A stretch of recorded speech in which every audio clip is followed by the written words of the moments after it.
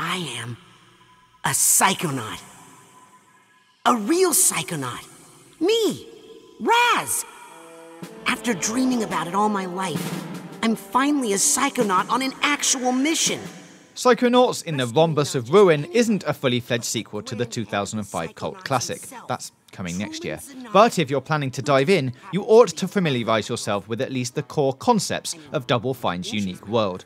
If you don't know who Raz is or what a Psychonaut does, you'll end up fairly lost during Rhombus's tale. And that's a shame, because once you get past that initial hurdle, this first-person puzzle adventure is a bite-sized treat.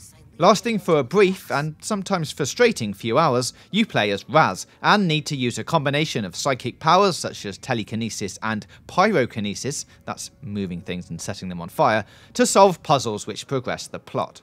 The most crucial of all your abilities is clairvoyance. This acts as both a clever workaround, so that you don't get motion sick, while also giving the game the feel of an early 90s adventure game, where each click would take you to a new screen. As you hop from brain to brain, you'll naturally discover paths leading you to the next puzzle, and not once did we get lost or confused on where we needed to be.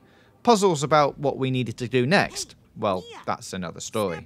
In one particular puzzle, we couldn't figure out how to move the character, who was standing on a tile, from one end of the room to another, in a way so as to avoid obstacles or blocked paths. Because up until that point, the game had never let us move sentient beings, and it wasn't made clear that we could now move this person because she was standing on something we could move. Thankfully, while it can be frustrating to feel like you're just mashing buttons and smearing your psychic fingers over everything in the vague hope that it will do something, most puzzles make logical sense, and it only takes a hint of effort to solve them. There's a brisk pace to the sense of progression, so even when you do get stuck, it's not long before you're back on track again. All told, Rhombus of Ruin can be completed in just shy of 2 hours, less if you're a particularly clever little psychic in training.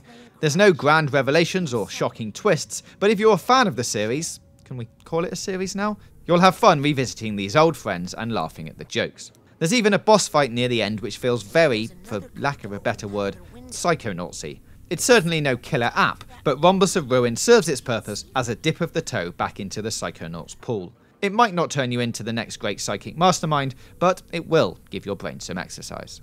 Let us know what you think about the game in the comments below. Click the boxes on the left for more content from us, and don't forget to hit that big button in the middle to subscribe for more gaming news, reviews, previews and features right here on Games Radar Plus.